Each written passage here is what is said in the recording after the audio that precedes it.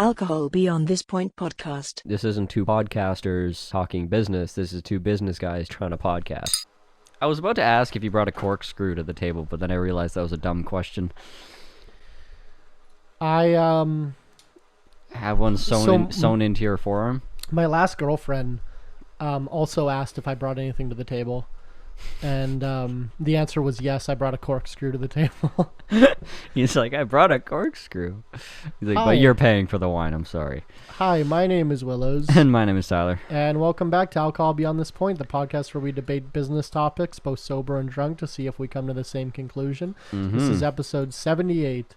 Today we're drinking some more Cypress Hills wineries. Shout out Cypress Hills, they're friends of ours. And they sent us some cool bottles of wine. So today you can pick, I'm not in a mead mood, so you can pick between a choke cherry and a Saskatoon berry, Tyler. Let's say choke cherry. There's a boy on it. Wow. So is this similar to your Carmine Jewel?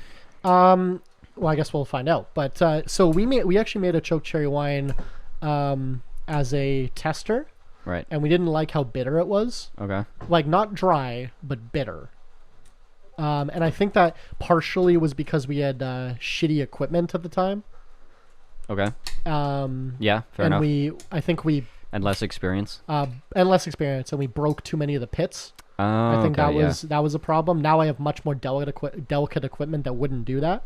But actually, that was the base for our first sangria ever. Oh, which right, that was one that the choke tasted like cherry. cardboard. Yeah. Yeah, like wood, like taking a bite out of a log. Or wood, yeah, wood. But that's actually a good piece of business advice, right, leading in, is that we had a product that we didn't feel confident selling, so we just diluted it with fruit juice and made it into a sangria and actually made more money per liter. So you're than we saying would've. if I fuck up a tile install, I should just dump fruit juice everywhere and then no one will notice. Or like, I don't know, make it like... Or charge a premium. Make it like, no, this is avant-garde. Like, it's... Put like wings on it or something and like, Perfect. oh, this is the style now. This is art. Yeah. So that I made a rare, like, genuine, good-sized fuck-up the other day. And, like... Rare? Well, I mean, I make a lot of, like, little mistakes of, like, obviously, I'll, cut something, install something wrong, or we'll make, like, some little mistake. This was, like, a stop what you're doing, get the jackhammer, fucking redo a whole section kind of mistake. I built a shower too big. Okay. And I just kind of jokingly said to the homeowner, I'm like, I've never had this complaint before, where they're like, oh, my shower is too large. Can you make it smaller? Yeah. Insert phallic joke here. And it was, it fucking sucked. And I was training a new guy. It was the second day coming in. So he's coming in, like, super cold. He's, like, still doesn't really know me well. And he's pretty nervous. So he comes in, and... first thing that happens in the morning is like, you guys fucked up. This needs to be fixed. And he's looking at it because it's a finished product. He's like, holy shit, this is gonna take days to fix. It ended up being like 3 hours, and I had it back to whatever. I had fixed it, did some surgery, and made it look okay again. And it was a really kind of oh shit moment. It's like, it's got to be one of my least favorite parts about the job, which is why I don't make a lot of mistakes like that. Because some people are like, some people, I don't know, are just constantly kind of in this cycle. And I'm not trying to be arrogant here. I mean, like, I know I could name a couple builders, which I won't, that are like, or companies that got into building that it's gone so poorly for them that they're literally like Ponzi scheming their way through the business because they're spending tons of money rebuilding and fixing things that they just finished, and they got to get the next contract to pay for the warranty of the last one they just fucked up, and then they fuck up the next one too, and then the next one and the next one, and it's like, and they're just like in this cycle of shit, and they never improve. Like, it's unbelievable how many people just live like that, and it blows my mind. Like, we're talking like mistakes to the tune of $200,000 mistakes. It's like, I don't know how you just eat that and not fundamentally change everything. Like, if I got something like that, I would sit down and like reevaluate if I got like, $100,000 mistake that I had to eat. I had a $200,000 mistake. You had a $200,000 opportunity. No, I had a $200,000 mistake. I had a few too many drinks and I didn't pull out, and oh, that one. What is the That moment one, of conception, which is usually a few seconds after the husband says, sorry, I was going to pull out, honey, but the phone rang and it startled me. where's that from? George Carlin. I was going to rest say, in that sounds like peace. George Carlin. Honey, the phone rang and it startled me. Because he's talking about like abortion. Oh, yeah, The- yeah. the Oh, moment right. and he's like, that's the moment of conception a few Yeah. moments after. Or the, what about all those sperm cells that are wasted when one of these pro-life guys watches a execution and jizzes in his pants? Sprays a bunch of Vinnies and Debbies everywhere. Anyway, that would have been a Can we good. bring him back? That would, yeah, I would love to bring him back. I would. Carlin for president? Carlin for president. That would have been a great transition, and if I didn't like change it with like inappropriate jokes and just got off topic, but to the tune of $200,000 is what I just spent today. Wow. How much have you spent today? Yeah, You, the listener. you the listener. So I just took a loan to buy a piece of equipment that is $200,000, and that's 4 times larger than the entire loans I took to start the business in the first place. Significant. So literally as soon as my balance sheet is positive, this is the first year I've ever had a positive balance sheet, I immediately fill it with You debt. tank it, yeah. Which Tank it with debt. I mean, not a bad thing. That's how business works. Business, baby, especially manufacturing. I got to keep expand or die, right? Yeah. But we've been outsourcing our canning. So I have a few canned products. We've drinking them on this podcast many a time. But I have a couple canned coolers and stuff like vodka sodas and whatnot. And we've been outsourcing that canning for the longest time. And the guy who we're outsourcing it to just can't keep up anymore. Like, and he has other people he cans for, and it's literally like it's tens of thousands of dollars a month that the stores are trying to buy for me that I just can't get in cans. Yeah, that's hell expensive. So It's like me not having enough staff. yeah, and I'm getting like taken off shelves because Yeah. I can't supply enough, and like Yeah. so it's becoming a problem. And so I bought my own canning line to do that. So it's about $150,000 for the canning line, and then I gotta buy accoutrement. I gotta buy some tanks and a chiller and stuff to go with it. But all said and done, I loaned $200,000.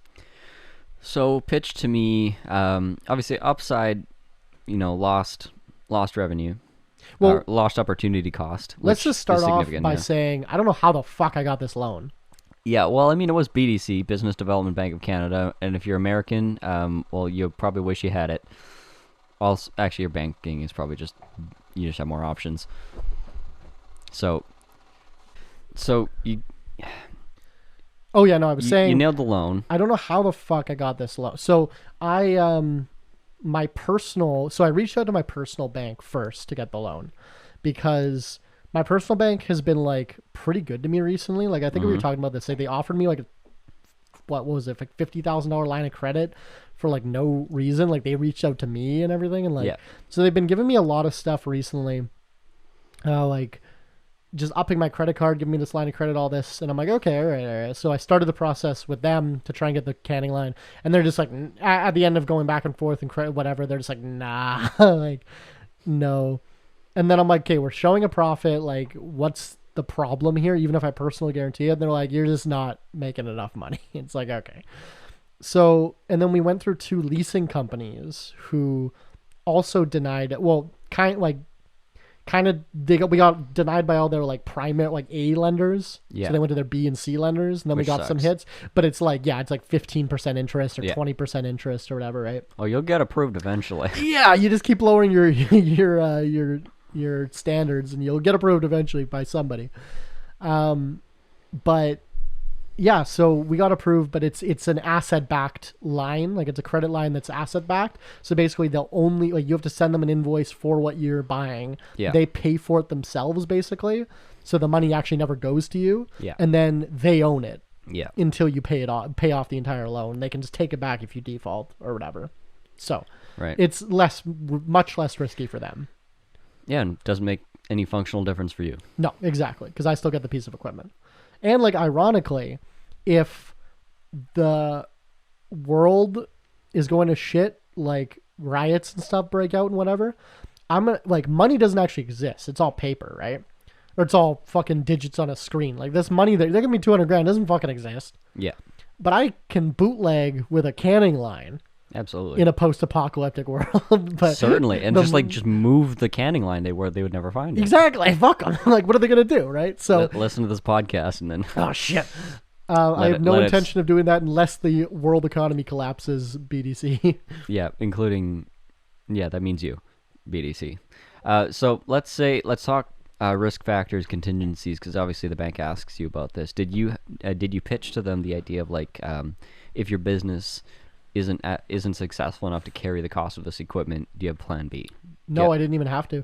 Interesting. They but they did ask like how much, because I explained like I'm losing revenue, and the revenue and this wasn't even me embellishing, the revenue I'm losing because I can't get products to market fast enough is more than the payments, than the monthly payments, because it's about $4,000 a month in monthly payments to pay off the loan.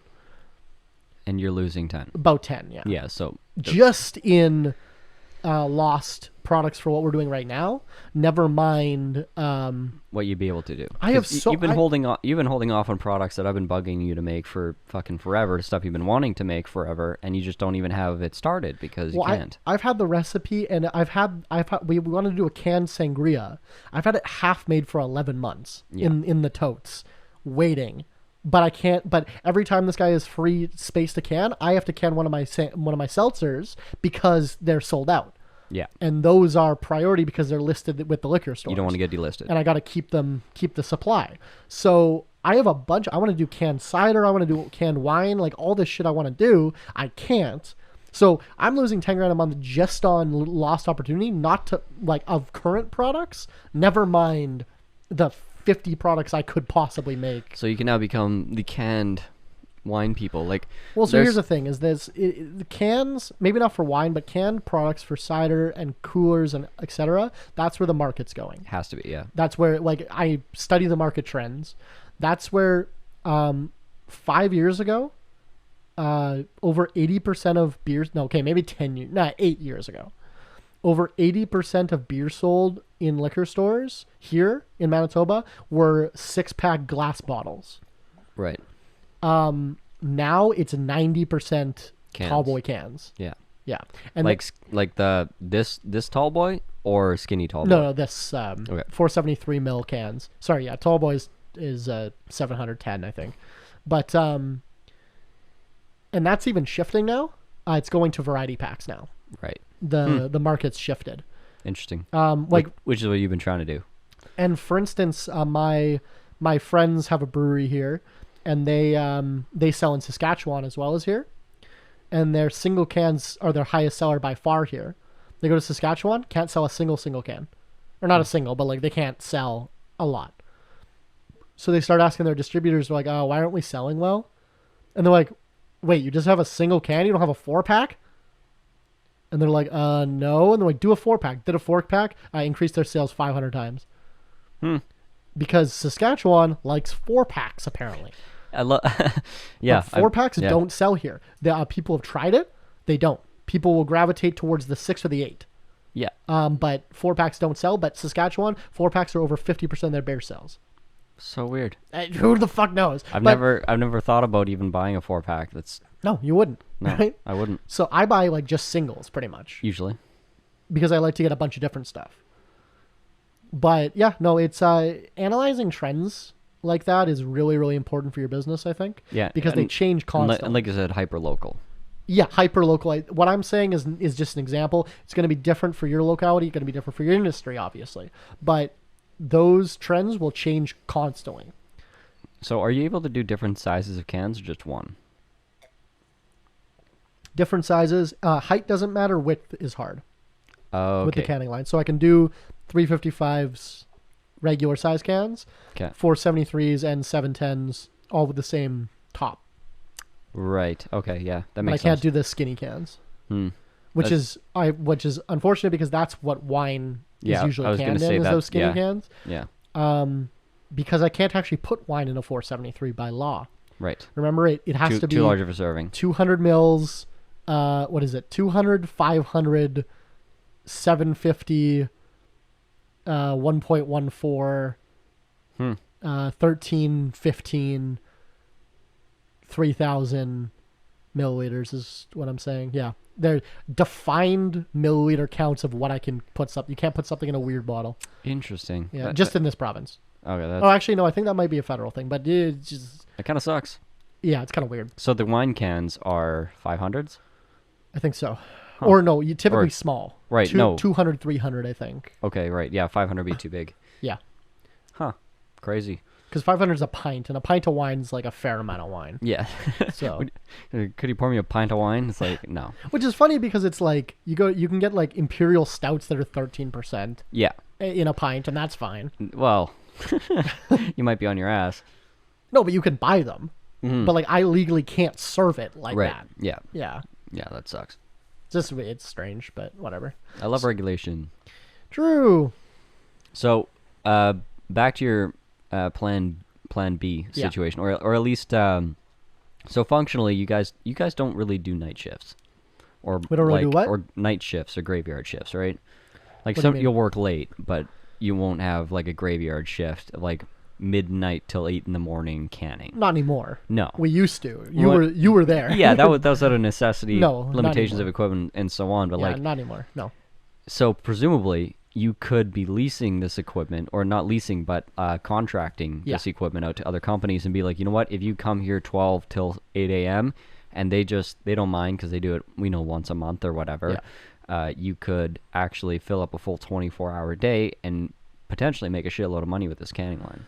Yeah. So that's something we've been talking about is a lot of the breweries in this province don't have their own locations. They just make beer at another place. Yeah. I don't know if that's common other places. Maybe it is, but they contract brew, it's called. So you make beer and you can at a different place, right?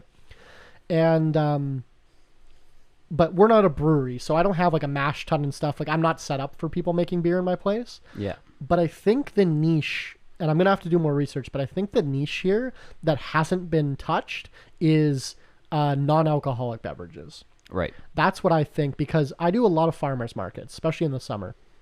And I talk to all these people, right? And I remember when I first got my cans done and I put them on my table, over the couple weeks where I first had them, I had people that owned a tea company come up and they're like, do you can your own shit? Do you have a canning line we can use? Like all this shit, whatever. Because they want to make an iced tea in a can. But the people that all the breweries, all the people in this province that have their own canning lines are liquor manufacturers. And all the or Coca-Cola. Yeah. Who tells them to fuck off. But all the small people that would work with them, their canning lines only work with carbon dioxide. So if you want a iced tea that's not carbed, in a can, then you have no other option. You need to nitrogen fill it. You need to nitrogen fill it, and nobody has a nitrogen filler. But guess what I need to buy for my wine? A nitrogen doser. Sweet. So I think that's a niche. Kombucha as well. I love dosing. Sure. Kombucha as well. There's a bunch of local companies that I think there's people that want to put it in cans that can't. Yep. Or if they do, they're using like a tabletop unit that's like way too much labor than what it's worth. So do you think there's reasonable volume in that market? I don't know. I'm going to have to... Like, I'm getting it no matter what, right? Yeah. But also define reasonable volume. If I'm paying $4,000 a month for this thing... Could you net that out? Yeah. Well, that's what I'm saying. Is like, that's... Like, every batch I do, canning, I'm paying him 5-6 Gs. Right. Right? Like, you don't have... Like, I pay my canning guy $40,000 a month to can fucking shit. Like, it's not... Yeah. Yeah. The amount you realistically have to can to make, because I think he charges like 30 cents a can or something like that. So it's like plus surcharge for whatever, whatever. I think it ends up being like $1 a can. No, surely it's lower than that. Maybe it is like 30 cents a can, but whatever. Okay. Do that math. Like, you don't need to do a ton of cans to pay off $4,000 a month, right? In theory. I was going to say I was about to do that math, but I'm not going to embarrass myself. Yeah, that's a lot of cans.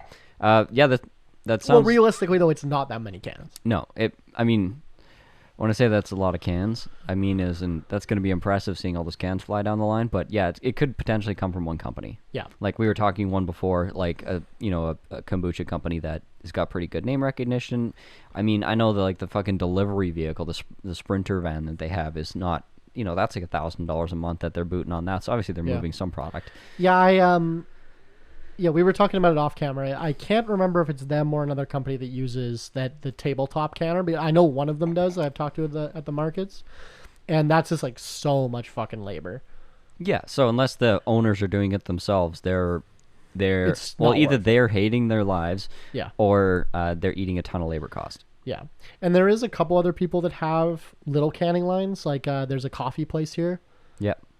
Yeah, I think that's one opportunity. There's also like. I don't know. I think the amount of products that I have in my brain that I want to make. Well, here's another good one actually.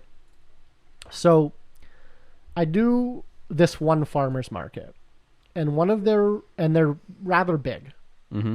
They're the biggest one in the province, in fact. But one of their rules is that you can't sell anything that you don't personally make yourself. Right. So, like, I can't even sell my merch. I can't sell my toques and my hoodies and my shirts and my corkscrews because I didn't personally manufacture that thing. Right. Even though it's my brand, doesn't matter. So that's one of their rules. So have you ever walked... Which is a good rule. Okay, but have you ever walked up to a food truck and you go, yeah, throw on a Pepsi too, and they're like, sorry, I can't sell you a Pepsi? Hmm. So that's what all the food trucks at this farmer's market can't sell bottles of water. They didn't manufacture the water. Interesting. They can't sell fucking soda. They can't Can they sell a cup of water? I don't know. You pour that cup. Yeah, maybe. It's like, who made water? Hmm? Yeah, well, it's like you don't... Anyway, but they can't sell soda. Yeah. Right? And I was beside one of them last Saturday, and people kept buying hot dogs and being like, can I get a drink too? Can I get a drink? And they're like, no, sorry. I was thinking about it. What if we make a soda? Yeah. Right? And sell it right next to the food truck. Sell it to the food truck. With the food truck Yeah. collab. Yeah. We fucking, maybe it's called Tyler Food Truck, so we go Tyler a Cola. Yeah. And make it just taste like Coca-Cola. Yeah. Fucking can it, put labels on it because I have the machine. They can now sell it at the market. Huh. Yeah. So how difficult do you think it would be to get like a cane cola, Coca-Cola, Not hard. like product? Probably not hard. Yeah. Not hard. I don't know what the law is. Can you just buy... So I buy Coke syrup. Can you just buy Coke syrup, make Coke, and sell it? With a different brand? With a different brand? Surely not, right? Like... I don't know. Do they give a shit? They probably just care about the name. They probably don't care about the syrup. Yeah. Like, can I use the syrup as an ingredient? I don't know. I mean, probably. It's a question to ask my lawyer, maybe. I was gonna say maybe try it and see what happens. I occasionally ask my lawyer stupid questions, and before he responds to the email, he's like, he'll like respond to the email for free. But there's been he's like, okay, guys, like I have to look this up, and as soon as I start working, it's $100 an hour. So like, do you want to ask $100 an hour yeah, question? and he's like, do you want to ask? Are you sure you want the answer to this question? And Yeah. I have to be like, yes or no. And I get his legacy rates, which is awesome. He's promoted now. Yeah. So now he's like $300 an hour, but I still get like $150 an hour because he's like Perfect. helping us. But his boss is like $1,000 an hour. Right. And Like a senior partner. we got recommended his boss when we were going through Futurepreneur to get our loans. They're like, oh, we have lawyers that we work with. Here's one of them. So we talked to him for like 3 minutes. He's like, yeah, you guys sound pretty small. Here's my one of my junior associates. Bye. And I've never seen him since. So That's fair. That's Yeah. that's smart of him. I mean, he knows what his time is worth, literally. yeah. He's like, yeah, not gonna work. Yeah, and now I've been working with my lawyer, like his junior associate, who's now like a actual associate or whatever. Like he's been promoted. Working with him for the last 6 years, and he's been great. So good enough. But Perfect. But yeah, so like because soda. So here's actually a fun fact: some of the largest soda manufacturers in America were breweries before Prohibition. Right. Prohibition They happened. pivoted, yeah. They switched to making soda during Prohibition, made more money than the beer, never switched back. Right. Because it's exactly the same equipment to make a beer and to make a soda, literally identical. You go in a Coca-Cola bottling place, it looks like a brewery. It's identical, the same. Minus a mash tun. Yeah, but that's just adding more equipment. But like the actual vats that you ferment, because I think a lot of sodas, big sodas, are fermented. Like you do. But yeah, the fermenters, the carbing, the glycol chilling, the canning, it's all the same equipment. Interesting. So I make a soda. Okay, so scrap the farmer's market plan. Just make a soda and sell I it. make a soda company. Yeah. It makes more money than the wine. Dude, honestly, like you talked about making the spicy honey dough. Yeah. Maybe you make some crackhead soda and get your genius marketing friend to help you. I like crackhead soda. That's my nickname in high school. Crackhead soda. It's like, it's got way more caffeine and sugar than the other guys. Oh. Makes your teeth float when you take a sip.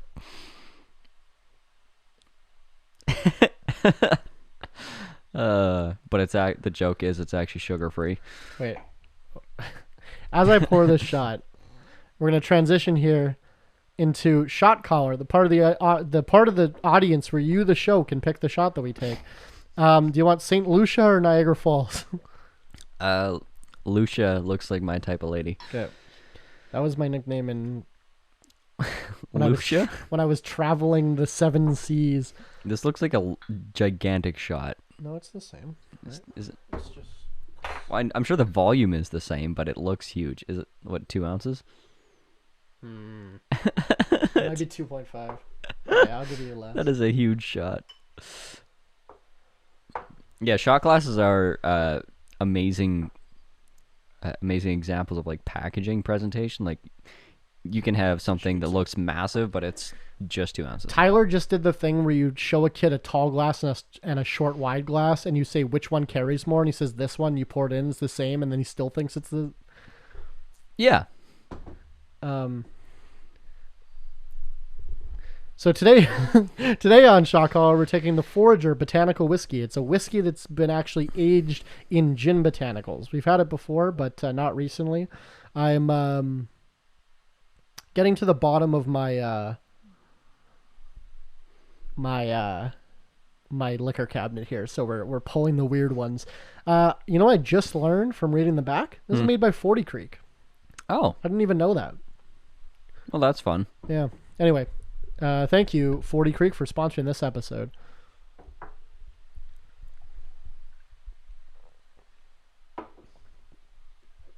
Woo.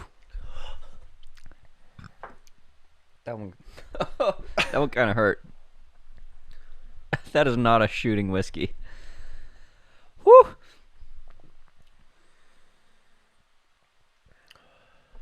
It was a really large shot for what that was. Killed it. This is also 14% alcohol, I just realized. Yeah, that felt like a really big shot. That felt like a sipping whiskey that I just gulped. It was a sipping whiskey that we just gulped. We've taken shots of this before, I think. I know, but I don't think they were 2 ounce shots. Whatever. Fun fact, the standard shot amount in most American bars is 1 ounce, and the standard shot amount in most Canadian bars is 1.5 ounces. Yeah, because we're no bitch-ass Americans. One of my favorite stories, which is completely anecdotal and probably not true. So, completely anecdotal story, but I want to believe it's true. It was like an American frat party where they were like having drinking contests between different frats, and it was like a beer Olympics, and they were just going fucking crazy. And, you know, they all, you know, they're reigning champs, they got their rivalries, and these fucking Canadians come through. I know there's this, I'm describing a scene in a movie as well, but I've also heard a different story. And these fucking Canadians come in, and they join this American drinking league, and these guys are pounding beers and just whatever, thumping their chests, having a great time. And the Canadians take their first sip of beer, and they're like, oh, this is like light beer, like light beer. Like, 3% beer, and they're like, we've been doing these games with fucking 4% beer, 5% beer. So they start playing this fucking game, and they just wipe the floor with everybody because their alcohol tolerance is so fucking high. Because they're like taking shots 50% larger, and they're drinking beer that's twice as strong. And I'm like, yeah, that's probably true. Because when I was down in the States, it was like, yeah, most of the beer is fucking water. No, I think because they don't actually have to put their alcohol percentage on the cans. No, they do. So I'll address that in a second. So I actually got corrected over, because I used to think that American beer was less alcohol than Canadian beer. I thought that was a thing. It's not. It's just certain states have like a law over selling a certain amount of alcohol at a certain time of day or something. Sure. So to get around that, they have like 3% Budweiser. Right. Or something weird. Which I think is like considered like the frat beer. But apparently it's not common. I that was a misconception. No, and also, but you're thinking about the alcohol not on the label. They put the alcohol on the label, but it's not prominent. No, it's not alcohol per absolute volume. Right. It's like, well, they do some places do proof, which is different. Proof is just double alcohol, which is annoying. So if you say it's 20 proof, it's 40%. 40 proof is 80%. I thought it was the other way around. No, proof is double alcohol. What the alcohol? So the absolute proof is double. So if it's 100 proof, it's 50%. Yes, sorry. What did I say? Did I say the other way around? Okay, no, that's what I meant. Yeah, so if you have a 80 proof whiskey, it's 40% per absolute alcohol. I think they can mark it by like weight or something. It's like the weight of the liquid versus the alcohol. There's some I had to go all through this when I was first designing my labels and like reading about what you have to do, and it's like, do not do it like this, and I'm like, who does it like that? And I Google it. It's like, oh, America does it like that. Interesting. Or you can, yeah, I guess. Yeah. Yeah. I just remember going down to like North Dakota and Down to Georgia. The cans are totally different. Yeah, America's like you don't like here. You see like a prominent like how many what percentage is this beer? Yeah, and it was not obvious, at least. Yeah, there's a few things that you legally what they it's I forget, fuck, that whiskey's hitting me. My mind is fucking blank. There's a word for it, and any other day I could get you it, but your label, it's like prominent view or something. That's not it, but it's close. Priority. What you can see on the label without turning it physically. Yeah, which I'm currently looking at a Canadian beer, and without turning it, I see Steamworks Heroic Red Ale 5.6 beer, 473 ml. All you need to put is what it is, who made it, the alcohol percentage, and the size of the container. And maybe what it is. It says beer. That's why I started. What it is, who made it, the alcohol percentage, and the size of container. Those are the 4 things you need to put on alcohol without having to turn the label. Which is to be fair. in the prominent field of view on the front of the label without turning it. Those 4 things. I want to know the nutrition information, Willows. Alcohol is exempt from nutrition information. Why? Because strong alcohol lobby, I guess.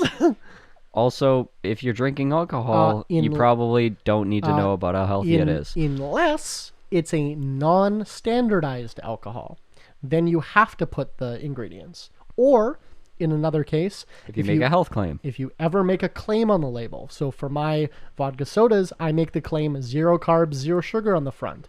And if I want to make that claim, then you have to include the entire table, because I was gonna. I shouldn't have said health claim, because health claim is completely erroneous. I was like, I mean, this cider will make you better. Well, so funny you say that. I actually wanted to put, because a bottle of my apple cider is 600% your daily vitamin C. Yeah. And I wanted to put that on the label as mostly as a joke. Yeah. And I actually got CFIA flagged it. Oh no. And was like, no.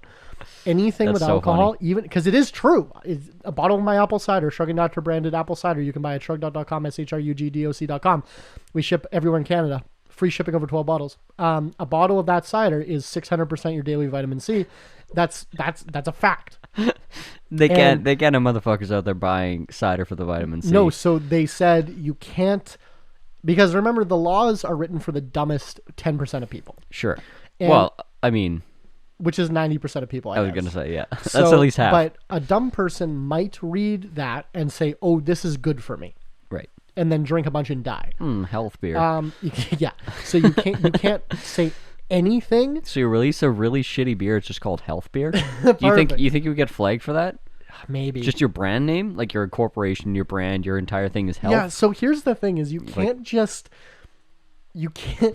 I used to make this joke, like you can't just make your brand name something that's like, you can't make your brand whiskey, Right. and then have an unaged whiskey and be like, yeah, that's just the brand name. It's not actually a whiskey. You can't do shit like that. Yeah. Because it's a lot of Who's gonna tell me no? It's like, well, here's the agency the that Canadian Food Inspection Agency. But I don't like to give them a lot of credit.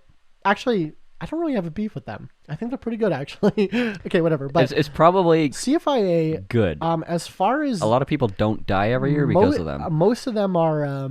Most of the rules are case by case.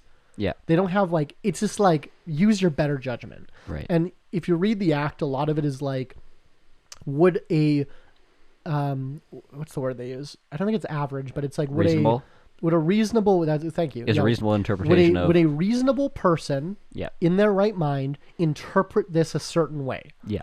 And if you could make I the love argument, law. yeah, and if they could make the argument that they would, because I don't have to put an ingredient list on my wine, because if they read the word wine, a reasonable person would assume that the wine is fermented grapes or fruit. Yeah. And that's that. So that it's called a trade name, because a reasonable person would assume what it is. Right. But if you make some weird fucking, I don't want to call anybody out, but there's someone in the province that makes a spirit out of wheat, much like a whiskey, but it's unaged. So they call it an oaked wheat spirit. Weird. You have to put, that's an unstandardized alcohol because no one knows what the fuck that is. Yeah. But whiskey has very specific rules. Right. To call something Canadian whiskey on the label, it needs to be 100% Canadian grain. It needs to be aged at a minimum of 3 years in small oak. Small being under 400 liters, I believe. So it needs to be put in a small oak barrel for at least a minimum of 3 years from 100% Canadian grain, distilled between, I think, 30 and 60% finished product or something. There's like stringent rules. Yeah. But if you hit all those rules, then you can call it a whiskey and have no other explanation. Right. This is just a whiskey. Because people know what that is. You don't have to have a list of ingredients. You don't have to have an explanation, because a reasonable person knows what that is. But there's a distillery here. Love the guy, but he's made some questionable decisions before. He had a and will again.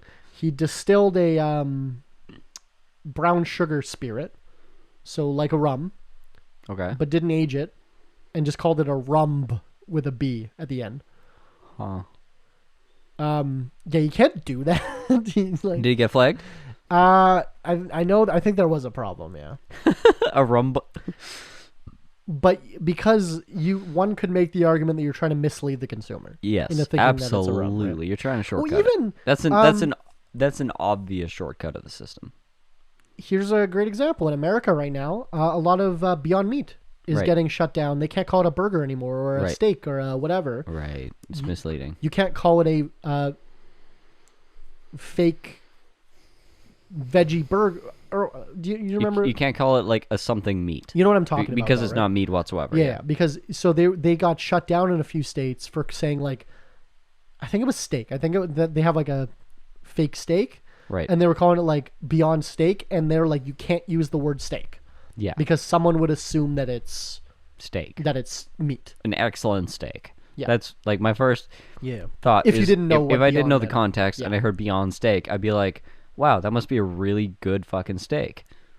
But like veggie burgers have been a thing. Right. So I don't know. It's misleading. But you know what I'm saying? That was a recent thing that just happened. Okay, where makes sense. Yeah. I mean, there's going to be that's going to be the meat lobby in effect, right? Oh yeah. So that I don't know. Do you have anywhere to go with that? One more thing. I was talking about the reason why.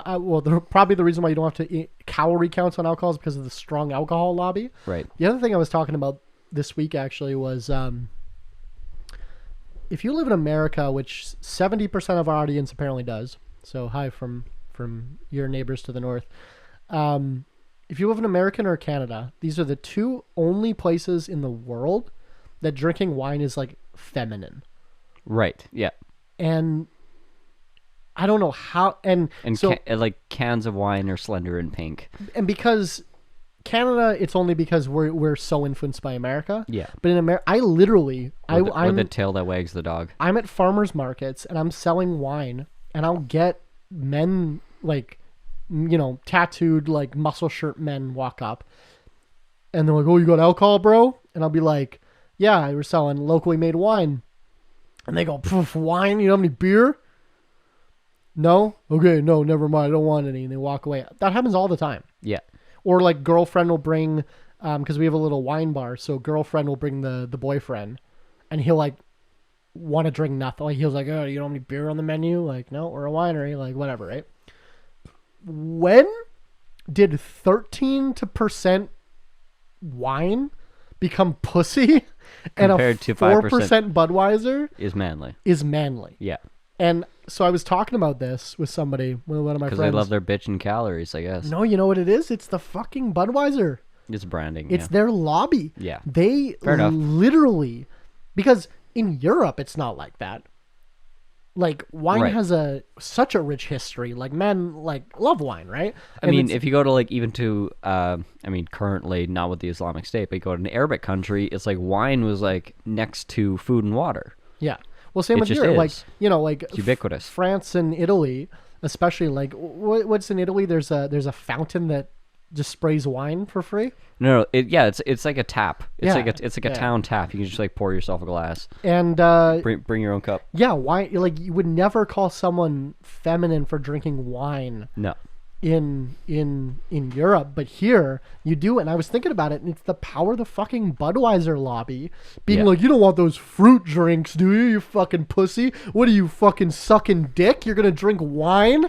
No, we're men. we're gonna fuck pussy and drink beer." Quote Budweiser.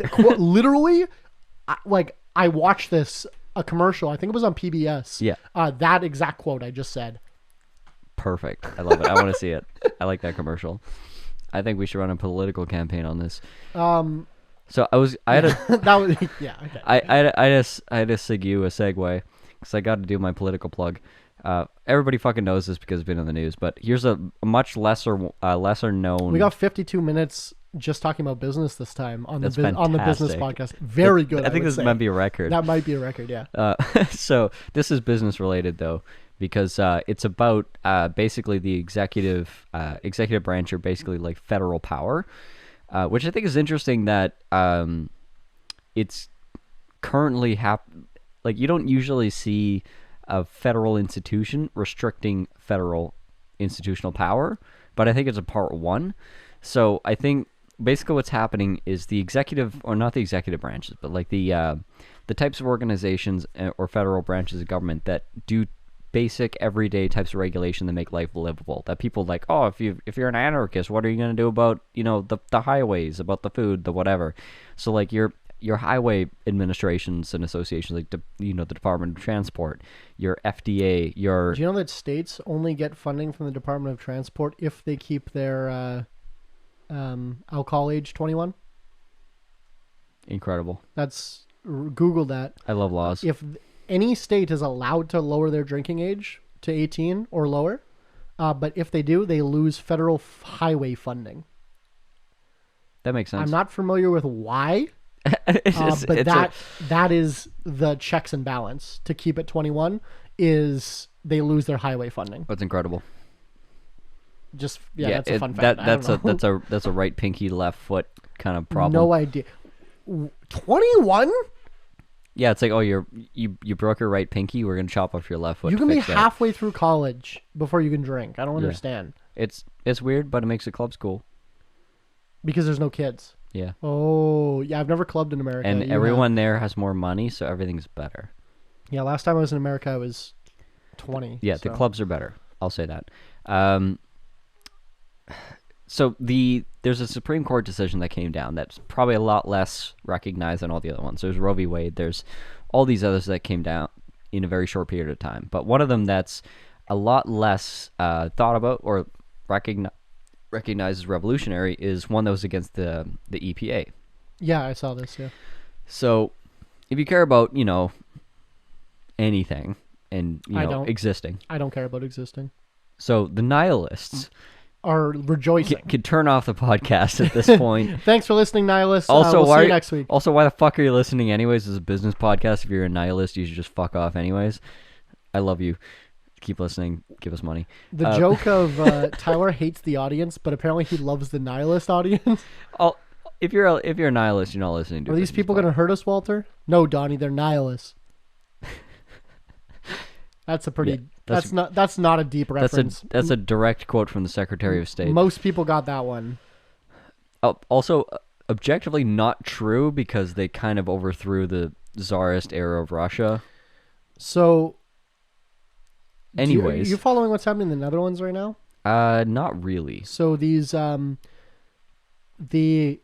EPA tightened nitrogen. Like you can't release this amount of nitrogen anymore. Right.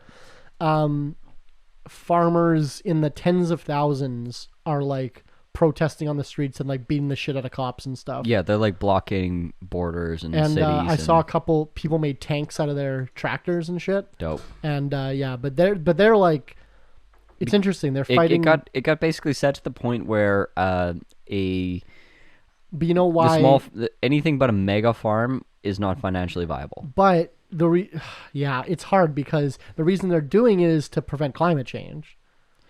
Right. And that's the why I believe because that's not the correct direction though. Well, I had to see it on Twitter because the news isn't reporting on it. No. Because I think it's a catching. Well, yeah, it's outside it's of the trucker protest but better. Yeah. So I feel for small business obviously. Yeah. I was closed for nearly 2 years because I was in the service industry during the pandemic, and so I feel for you. But I'm going to die of a climate emergency. Like literally, my general. Oh, certainly. We're going to die. Certainly. I don't know, man. I'm so split. I'm not very split on this type of issue because it's like, you got to look at priorities. Like, what are you going to die of first? It's like air. Or starvation. It's like oxygen, water, food. I guess I'll die of starvation before and then I die of CO2 poisoning. Right. So, which that's picking between getting kicked in the face or kicked in the balls. It's like, I guess face. Like you just described politics. Yeah. There's nothing but face or balls. Like there's no high five. There's no handshake. There's That's no the I was gonna say shrugging doctor. The alcohol beyond this point. Shirt of the week. Face or balls. face or balls, and it's like a Democrat and Republican. No, it's me and you. Oh. And you have to pick which is which. Face or balls. There's a political cartoon there. Somebody draw that. But yeah, so this EPA ruling that's handed down is effectively in the precedent, not in necessarily exactly what it's doing in this case, because it's weirdly a case about a regulation that no longer exists. Okay. Which says a lot that the Supreme Court pulled it out of the garbage bin and is like, we're going to rule on this, which means they have a specific agenda in their ruling, and because the regulation that they ruled against doesn't even exist anymore. So I'm not very... Because, fun fact, yep. The regulation had a carbon target. I think it was a carbon target or emissions target or whatever, or maybe a warming target. I don't know, whatever the target was. It's already been surpassed. Perfect. So it's null, which I think is just depressing as fuck. So that's great. But it's effectively going to neuter the ability of any federal agency that like does any, reasonable day-to-day kind of regulation. So like the EPA are like, oh, you can't poison that river because that's violating, people are going to die over there. And that's like reasonably in the purview of the EPA, whatever, when it was created, in the spirit of it. Didn't Trump get rid of all that? We can do that.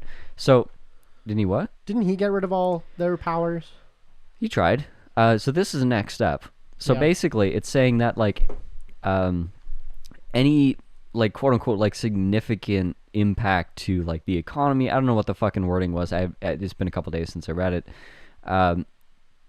If the EPA wants to make a ruling on like let's say carbon, and their mandate is to preserve clean air, and they're like, okay, well the number one threat for air is this, so we have the ability to rule this.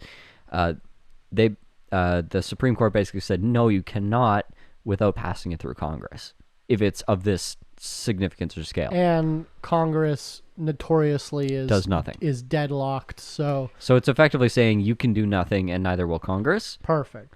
And so the U.S. military are like in the top world's polluters. Right. So it kills the entire Earth just because they're stubborn. And they're trying to do it faster. Like it. I love it. So this covers like the EPA, this covers the FDA, this covers a bunch of agencies that, I mean, bastards in their own right. Oh, for sure. Motherfuckers, all of them. Like, but this makes them worse. So here's the thing, is like I'm as anti-government as anyone can be. But I believe in the non-aggression principle. You believe in the CFIA?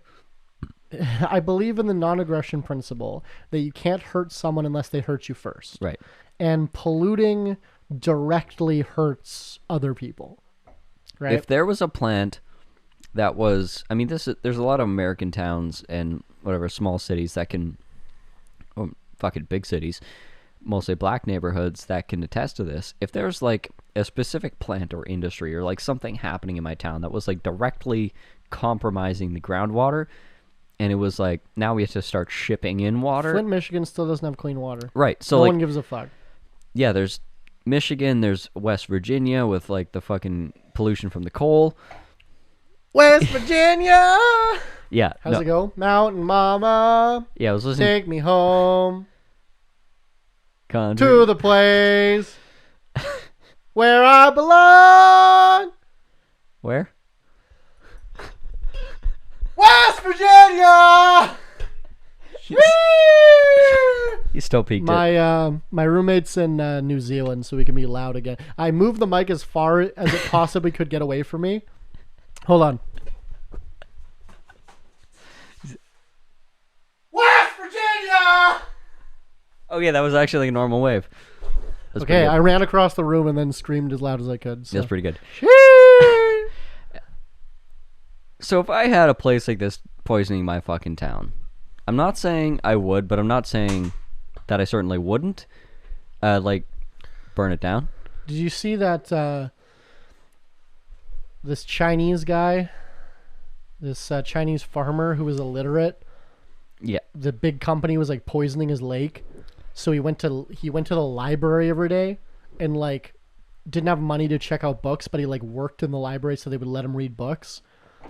Taught himself law, went through like law school, sued the company and won. Yeah. And got reparations after like 18 years or something. I don't think he went through law school. I think he just like taught himself law and then sued them. Okay, something like that. But like that's guys posting their W's. Yeah. Basically. And I think like, yeah, this stuff would regulate itself, but I think at the point that the town has to march down the road and burn down the factory that half the town works at, and it's like now it becomes like a civil dispute, that's gone too far. Like they shouldn't have been able to do that in the first place. You've already ruined the water. You're not going to unruin the water. You're not going to unfuck the groundwater. Like there's certain things that it's not like, oh, well, it'll work itself out. It's like, well, the free market principles don't necessarily work when the damage takes 5 years and the repair takes 100.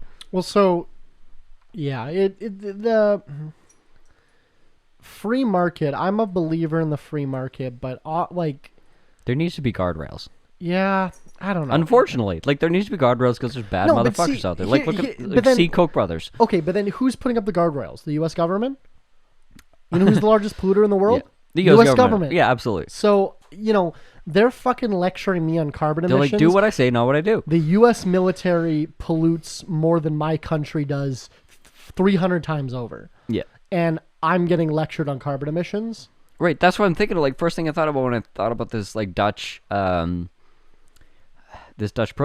I'm like, you cut the U.S. military defense spending. Actually, maybe just don't expand it. You've wiped out 100 years of what that law is going to accomplish. Yeah, correct. Yeah. Like, just don't send that 155 billion to the Ukraine. Yeah. You've just wiped out, 100 years of that progress. But no one maybe gives 200 years. Even fucking AOC is voting to expand the fucking.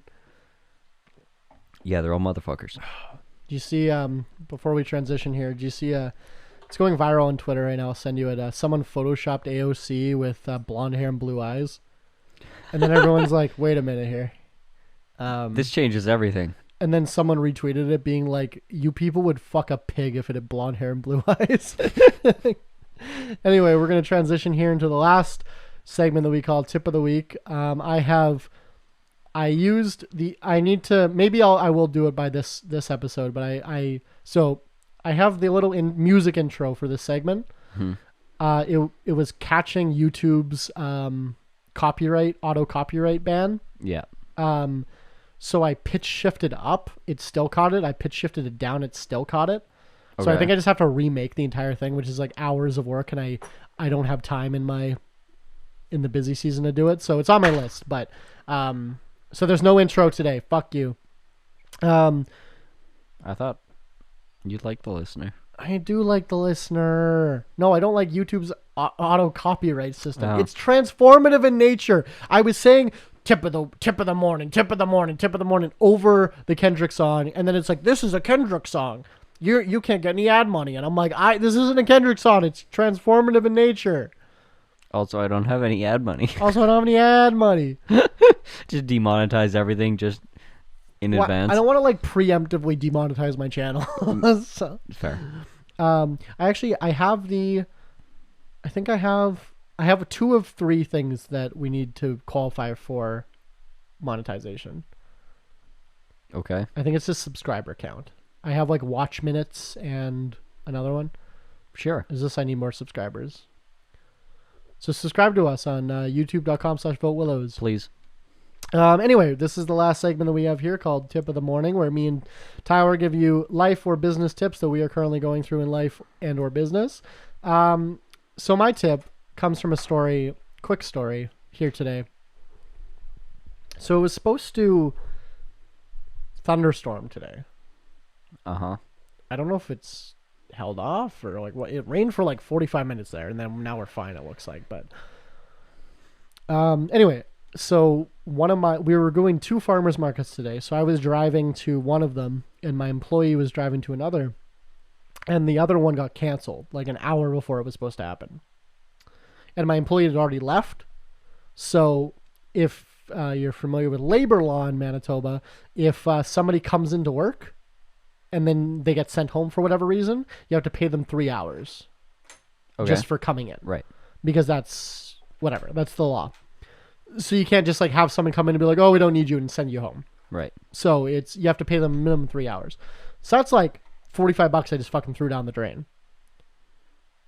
Because I had them come in, they packed up, went to the market, and then it got canceled like an hour before.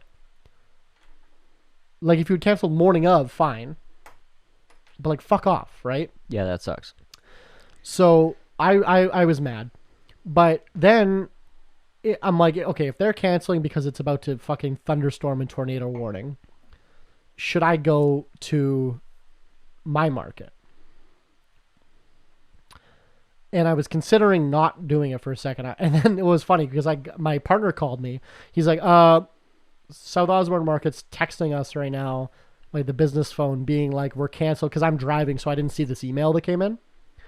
But I'm in traffic. There was like construction where I'm driving, so I'm like pissed off at this. And then he calls me, he's like, the market's canceled. I'm like, fuck. So I was just like in a terrible mood. And I'm like, I'm going to turn around. I'm going to fucking home. Because it's going to pour rain. There's going to be no sales. And there's fuck this shit, right? But calmer heads prevailed. And I went to the event. And this was my busiest Wednesday that I've had there this year so far. Nice. And we got sent home 15 minutes early because it started raining. And they were like, okay, I want you to pack up before it gets bad. and they sent us home. But I actually did better there than I've done there all year.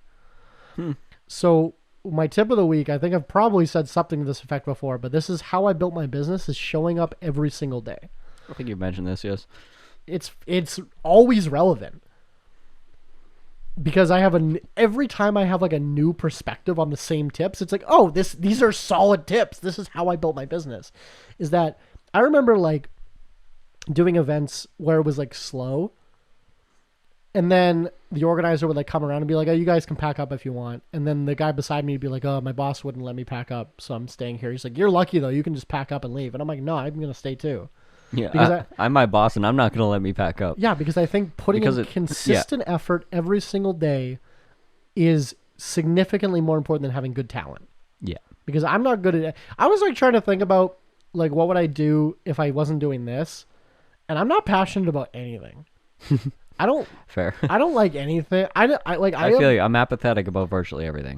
There's like nothing I'm good at, nothing I like, but just showing up every day and doing it has worked wonders for myself and my business. I was joking with your father the other day. Of course you were. About he was talking about your uncle who was his uncle who was a war veteran, right? It was in the Navy, and his was like father? Yeah, no, was it his father? Well, it was his father. Like his tour to Japan was canceled because like the bombs dropped. Yeah, and we're talking about like that. And then the ship that got set instead of his got sunk. Yeah. I have his ship on the wall in my room. Yeah, was killed by a kamikaze pilot. My grandfather wasn't. One of their crew members was. Yeah. So anyways, I'm talking about like the significance of that. He's like, and then your dad just said, he's like, I don't think I could ever pick up like a gun and, go fight. And I'm like, you know what? I think I probably could. And he's like, and then he just like, I don't think Willows could. And I'm like, no, Willows would be tending bar. And then he just kind of laughed. He's like, yeah. And I'm like, I mean, we've gone over this multiple times. And like, when the apocalypse happens, we've said to Willows, like, what's your useful skill? Are you gonna build a house? You gonna fucking, grow some wheat? You gonna, be the mayor? He's like, no, I'm gonna tend fucking bar because drinking's not going out of goddamn style. And that was actually you that said that. Probably. Because we were having a conversation, the four of us on our mastermind, yeah, about like JL was trying to learn more like post-apocalypse skills. Like, I'm learning gardening, I'm learning all this, and you're like, I can build a house, all this shit. Mitch can survive and hunt and stuff, and everyone's like, oh, Willows can't do fucking anything. And then you said the next day, you're like, I was thinking about it. It's like, somebody's got to fucking keep this all together. Like, somebody's got to tend bar. Literally. Like, somebody's got to pour the pints after the war. Yeah. And like, during the war. Well, you play Fallout, there's fucking bars everywhere. Like, absolutely. It's not going away. I know how to make alcohol. I know how to serve alcohol. And I know how to make like a good, like, I'm good with people. I'm good with talking. So like, nothing has to ever change. No, nothing ever has to change. So that's funny actually that, well, actually, that was one of our first episodes of this podcast. Yeah. Was, would we join the military if we got conscripted? Like, if we were forced to go, would we go? Yeah. That was like, I think, like third or fourth episode. I don't even remember that. Yeah. Why did we talk about that? I don't remember, but it was in your office. 100%. Okay, cool. Nice. Don't go back and listen to that because it was before we had microphones. We were just like recording on my phone. We'll just like, what we're going to do eventually with our mics? We're just going to like shittily re-record stuff. Remake it word for word, read off scripts. Yeah. It'll sound bad. No inflection, no tone. Anyway, give us your tip of the week. Tip of the morning. I think current success and is kind of two things. So one, update on the hiring. So we did a hire off of the interwebs, and like just was an Indeed ad, like whatever promoted. I guess you kind of have to sponsor everything on Indeed. It's expensive, but we got a good hire. Yeah, we just use like Facebook usually. Yeah, we did too, but we needed the extra boost. I mean, we've got an interest and stuff. You spend like what, $100 promoting a fucking ad? Ours is $1,500 a month. Really? Yeah, that's a lot. Well, we gotta pay hard, pay a lot, push hard. Like it's a daily rate. I get, it's a per applicant rate. My point was gonna be, how much money do you lose not having that employee? More than that. That's what I'm saying. Yeah. So, anyways, we got this like $1,500 a month ad up, and within the first week, we got a resume, which resulted in a hire, which I started day before, and yeah, fucking great guy. Like, I don't know what his longevity is gonna look like, but He's got a little bit of relevant experience, but has, weirdly enough, a background in like marketing and business development. Sound familiar? Wait. Yeah. Was like, did athletics, was a coach, went to like CMU. I went to Mennonite High School. Like, we have so much in common, me and this fucking guy. It's weird. Does he have a bad haircut? No, he's got a good beard. So he's not like you. No. Okay. Got him. Sure. So he's been great. He's been great so far, and already is like alleviating a lot of the kind of schedule stresses we've had. He's alleviating you? Yes. And it's been great.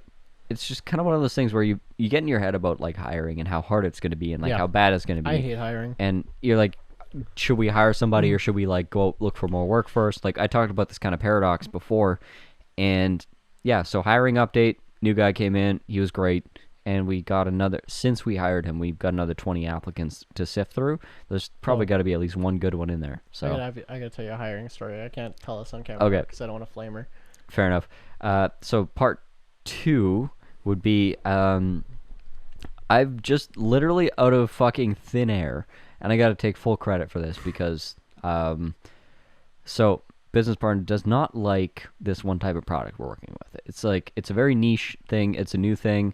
It's a premium product, and it's, a lot of people don't like working with it because, short story, it just explodes all the time when you're trying to machine it and cut it. Like, it just fucking breaks. Like, it just explodes. It's like imagine there's like a pizza that came out on, and it's like delicious, the best pizza you've had, but like 40% of the time when you put it in your oven, it starts on fire and you need to replace your oven, and like detonates.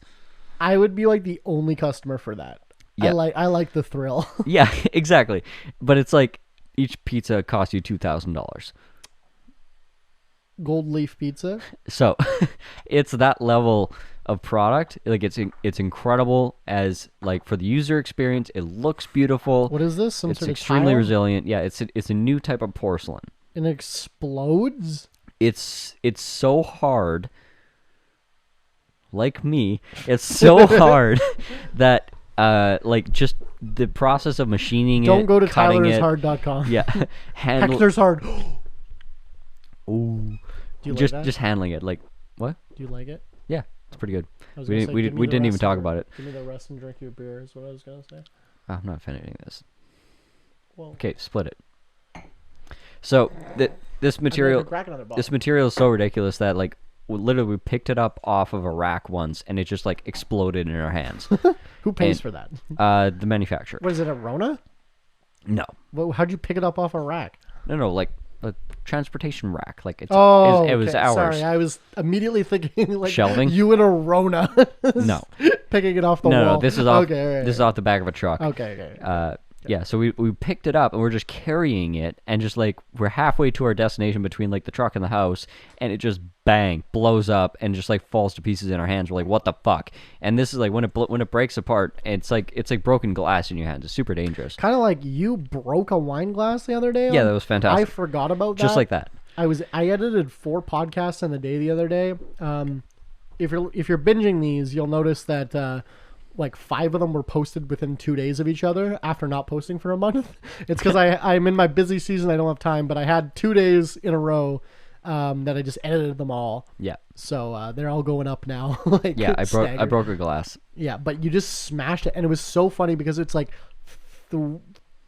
10 seconds Of us silence. nothing, just like, and I go, huh, that's interesting. I was soaking wet. And you're covered in wine and glass, but no blood, and it looks like, because your hand is red.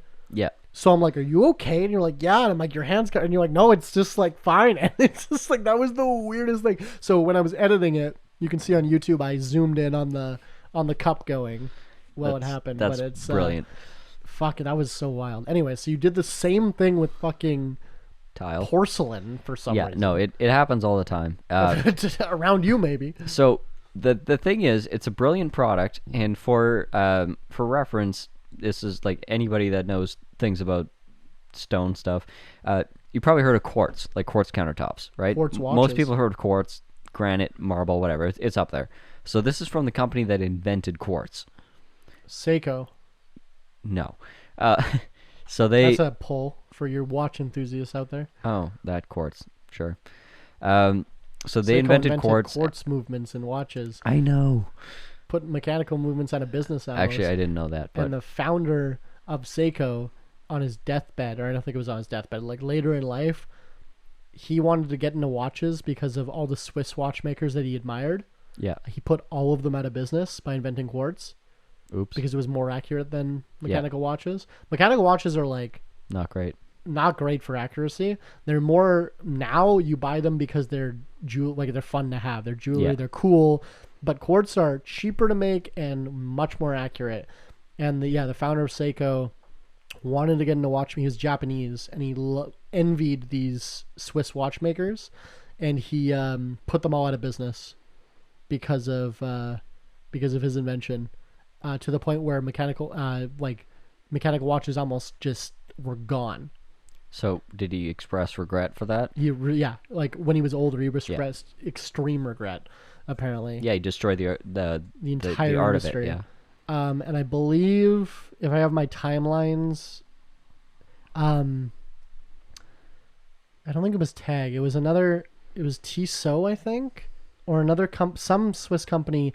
They actually, because everyone who made mechanical watches and automatic watches went out of business, and they actually destroyed all the blueprints and everything, and they just Yeah. and it was some fired employee that stole blueprints from the company, had it in his attic, and he saved mechanical watches. I feel like that's gonna happen with some of the shit I have. That was like a real thing in my Dropbox.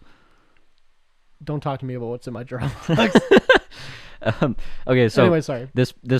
Anyways, this weird product, and it's super desirable. So for reference, where we live, it's currently 10% of this manufacturer's sales. In Europe, it's about half. Oh, okay. So it's Okay, so it's the an company- unrealized market. Okay, so the company that makes this, they sell a bunch of other different kinds of tiles and stuff. Yeah.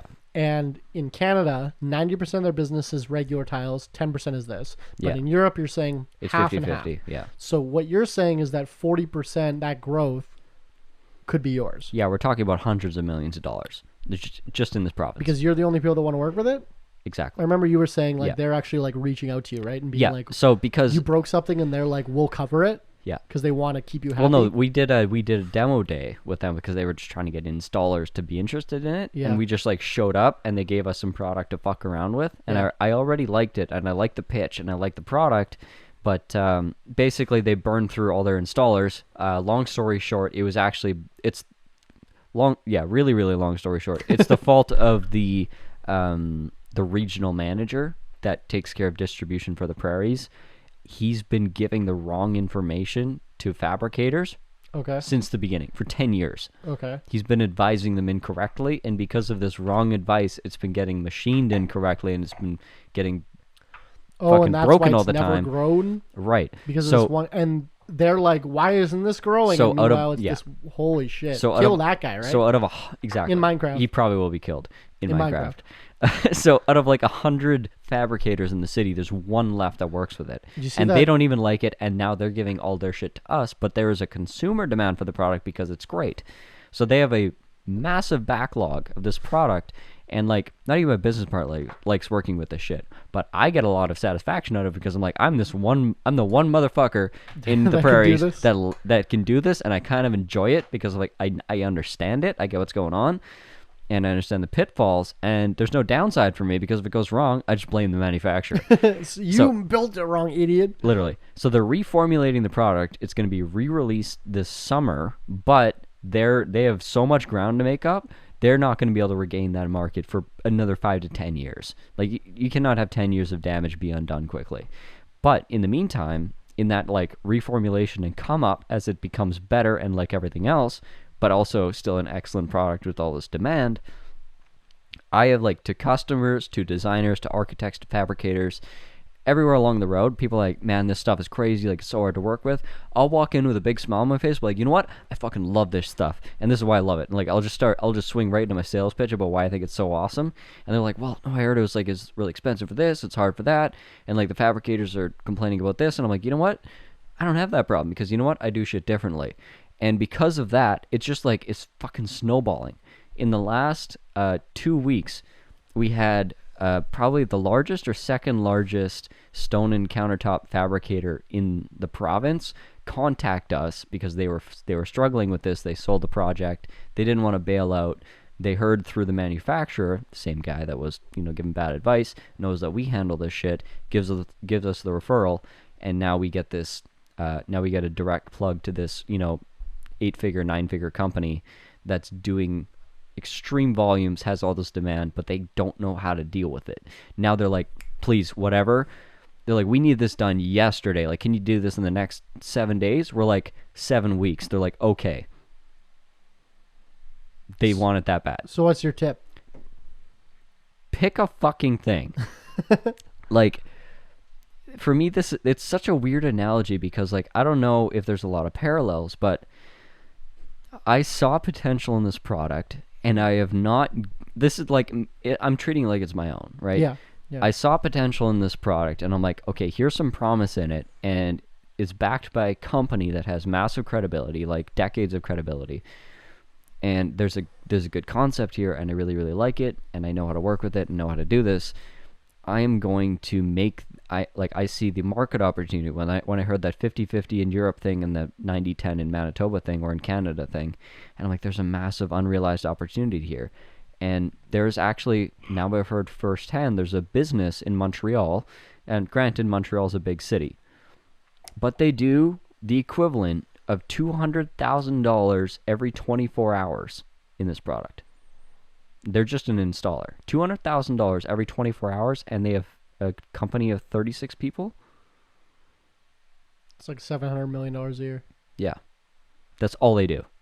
They run 18 hours a day, $250,000 a day. $700 million a year? Yeah. Seems high. Yeah. They do 10 to 15,000 square feet a day at $20 a foot. Yeah, it's there. Trust me. Because they're making a markup on the product, so they make about half of that on the retail, and they make about half of that on the labor and the install. 36 people working 18 hours a day. It works. Yeah, it's fucking insane. Like it's insane productivity, and they work exclusively in this product. And this is something that's failing in this city. It's like there's got to be somewhere in between where there's a niche. So like you were explaining about your canning line, there's a specific type of machine that I would need that's, northward of $500,000 that would allow me to completely bring all of this in-house and just capture this market. And you would be the only one. Yeah. So in theory, that 40% difference between the 10%, 90%, Europe 50-50, that difference could all be yours in theory. Yeah, it is an unrealized market. And this tip is this is business 101, and find your unrealized market and exploit it. And just sink your fucking teeth into it. Like you just explained to me about the canning line, like how you can't just switch between fat and skinny cans. Yeah. That's the equivalent challenge of this, where all the fabricators out there that are capable and have the machinery to do this are all tooled for fat cans. I can be tooled for skinny cans. See, he's talking to me like I'm an idiot, which I appreciate. And the retooling is not that hard. It might not even be that expensive, but it's very time consuming. And if you're doing like 80% fat cans, 20% skinny cans, but it takes you 6 hours to retool your machine. Yeah, there's no point. No, you're not going to. Yeah. And that's the market that I'm looking at. Okay. And it's also going to serve a bunch of other purposes of ours. So it's like investing in $1 million machine might be down the road sooner rather than later, just because of this random thing. I spent one afternoon and got excited about a product and just like, against all reasonable judgment, have been really enthusiastic about a product that everybody hates, and designers and customers, whatever, like, you know what, maybe we need to give this a second chance. And it's like, I'm like this weird little fucking wedge, and I'm just trying to push this. And long story short, they should cut me a really big check, but you said long story short and then went on to tell a 28-minute story. I say that, but I don't mean it. You know what else I say and don't mean? Don't listen to Don't more. not subscribe. Don't not my nose. I think triple negative. I have a nosebleed. Thank you for listening to Alcohol Beyond This Point. We appreciate it. Willows and Tyler are here today. We can subscribe to I'm literally having a stroke. I'm not even kidding. Strong. Subscribe to the podcast. alcoholbeyondthispoint.com has all the information that you need. He's gonna cut that out. We don't have a .com. Alcohol Beyond This Point podcast. This isn't two podcasters talking business. This is two business guys trying to podcast.